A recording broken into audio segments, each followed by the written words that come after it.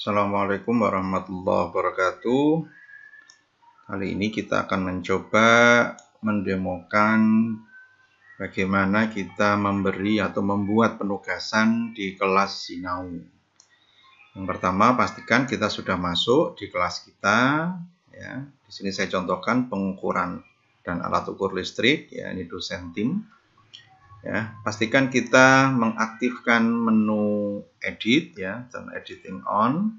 Kemudian kita pilih di pertemuan berapa kita akan menambahkan tugas. Jadi di sini saya misalkan saya taruh di pertemuan 1.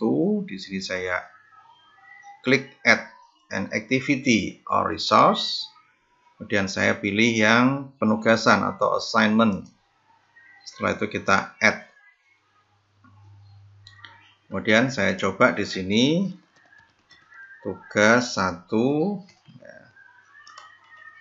Silahkan kumpulkan tugas 1 Anda. Ya, di sini deskripsi itu tidak harus diisi, tetapi akan lebih baik jika diisi. Kemudian kalau memang dibutuhkan ada file pendukungnya, kita bisa tambahkan di sini.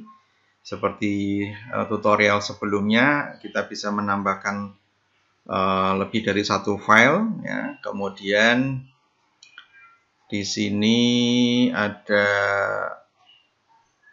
settingan untuk ketersediaan dari penugasan ini ya. Yang pertama dari kapan atau tanggal berapa atau dari waktu kapan mahasiswa itu bisa mulai mengirimkan tugasnya. Kalau ini aktifnya adalah default ya, jadi kita bisa setting sesuai dengan kapan kita akan izinkan. Kemudian due date ya.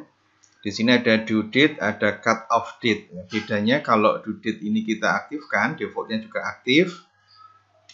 Ini kita membatasi ya kapan si mahasiswa itu batas mengirimkan tugasnya itu ya. Kalau kemudian ini terlewati oleh si mahasiswa, maka mahasiswa masih bisa mengirim, tetapi nanti akan muncul notifikasi terlambat ya, terlambat mengirimkan. Itu due date.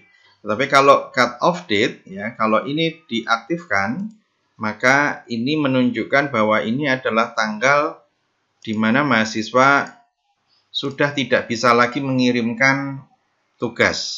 Ya, itu bedanya. Jadi due date itu mahasiswa masih bisa mengirimkan tugas, tetapi ada keterangan terlambat. Tapi cut off date itu mahasiswa sudah tidak bisa mengirimkan tugas, artinya sudah ditutup.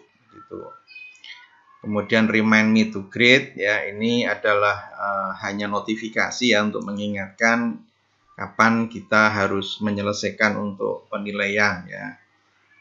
Boleh diaktifkan, boleh tidak ya. Kemudian di submission type ya, di sini ada pilihan ya, Anda bisa membuat modelnya adalah online text ya. Online text itu berarti nanti kita dibatasi jumlah katanya ya yang diizinkan ya. Tapi kalau kita menggunakan yang defaultnya adalah file submission, maka nanti mahasiswa bisa mengirimkan dengan mengunggah file tugas. Kemudian jumlah berapa filenya itu juga nanti kita bisa atur. Misalkan kita mau 1 saja, ya itu juga bisa. Sampai ke ukuran. Ukurannya kita taruh misalkan di sini 10 MB. 10 MB sudah cukup besar ya. Jadi supaya tidak terlalu berat di sisi kita. Kemudian tipe file yang bisa kita terima itu juga bisa kita atur.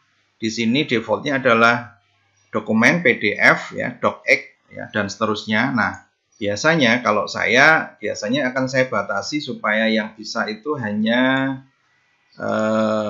PDF saja ya, sehingga saya hanya mengaktifkan yang PDF saja. Jadi yang lainnya saya uncheck ya. Yang lainnya saya uncheck.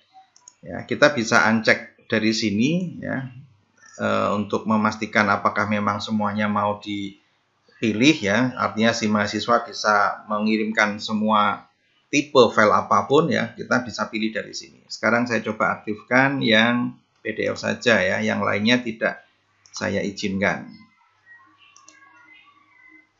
Ya, jadi kita pastikan tidak ada dokumen selain PDF yang bisa dikirimkan. Oke ya, sudah. Kemudian kita klik tombol simpan. Ya, artinya si mahasiswa hanya bisa mengirim ini. Kemudian feedback type, ya, ini bisa kita isi dengan feedback komen kalau kita mau mengirimkan umpan baliknya dengan menggunakan komentar, atau kita bisa memberikan keterangan di PDF-nya. Jadi kita bisa coret-coret nanti, atau mau offline dan lain sebagainya, itu bisa diatur. Kemudian submission settingnya, ya, ini juga bisa diabaikan atau dibuat default saja. Tetapi kalau mau dirubah, ya kita bisa merubah. Misalkan di sini ada keterangan apakah si mahasiswa itu harus mengklik tombol submit, ya. Kalau ini dibuat no, maka dari sisi mahasiswa itu tidak akan muncul tombol untuk mengirim. Artinya nanti ketika dia sudah mengunggah itu sudah selesai gitu. Ya, atau di sini ada mahasiswa membutuhkan nantinya untuk menerima statement pengiriman tugasnya. Ini juga bisa kita atur, ya. Nah, kalau saran saya untuk memudahkan kita bisa defaultkan no, ya, tapi nanti kita akan tunjukkan bedanya. Kemudian dia bisa membuka kesempatan untuk membuka kembali itu sampai kapan, ya. Biasanya kalau defaultnya ini adalah otomatis sampai nanti batasnya, ya. Tapi kita bisa atur juga di sini. Kemudian yang lain-lainnya kita bisa atur, ya.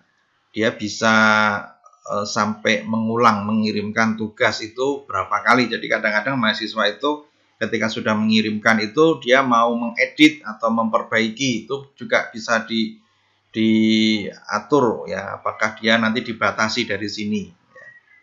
Tapi nanti itu tergantung juga dari settingan yang sebelumnya, ya. Kemudian group submission setting ini tidak perlu kita rubah, notifikasi juga nggak perlu kita rubah, jadi biar tidak banyak yang kita atur. Grade ini standar, ya, 0 sampai 100. Kemudian common module setting juga tidak perlu kita ubah. Nah, ini yang restrict access, ya.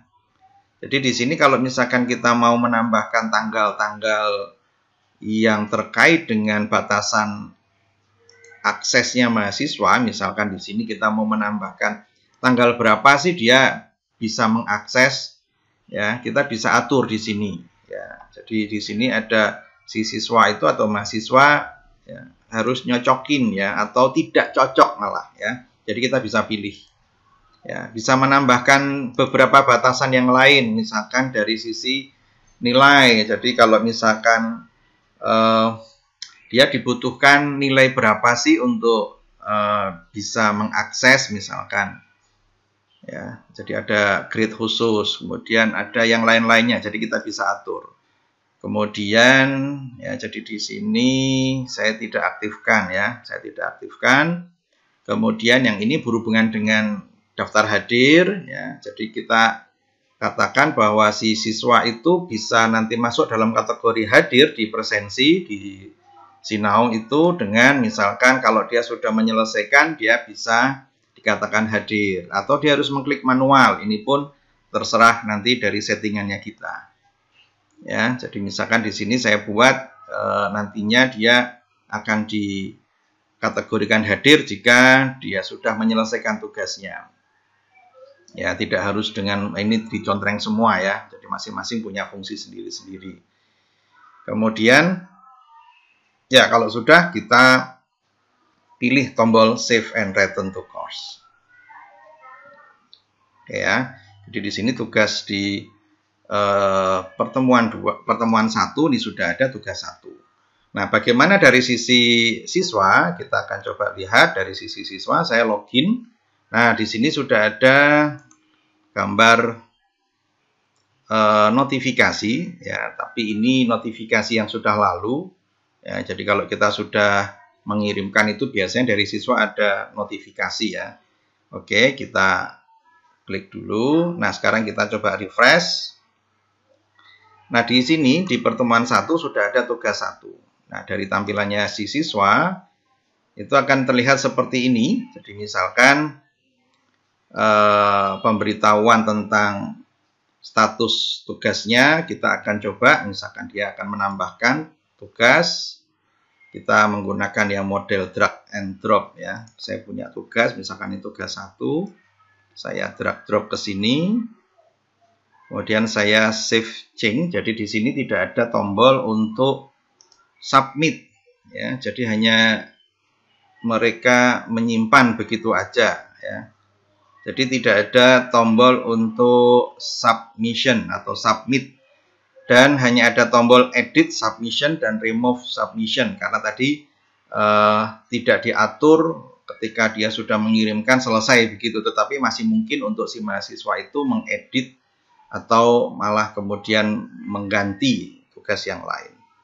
Demikian untuk tutorial menambahkan tugas. Matur nuwun, nanti kita lanjutkan dengan model yang lain. Assalamualaikum warahmatullahi wabarakatuh.